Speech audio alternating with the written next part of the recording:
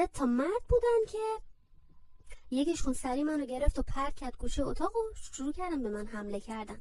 منم که از همه جا بیخبر شروع کردم به جیغ و داد و سر و صدا و کمک خواستن و به زور خودم رسوندم به بالکن و انقدر سر و صدا کردم که همه جمع شده بودن جلوی در اون اتاق.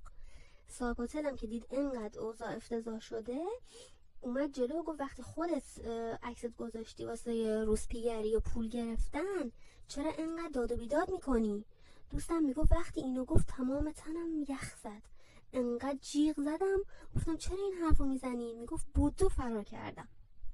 همون شب ما با 1000 تا بدبختی و با 1000 تا واسطه گری آشناهای همون آرشگره اومد مدارکمون ازمون گرفت و تا خانواده همون بخوان واسمون از ایران پول بفرستن که بلیط بگیریم برگردیم 2 روز طول کشید. 2 روز که من بهتون میگم 2 روز واسمون 2 سال گذشت، همش ترس و اضطراب، همش استرس.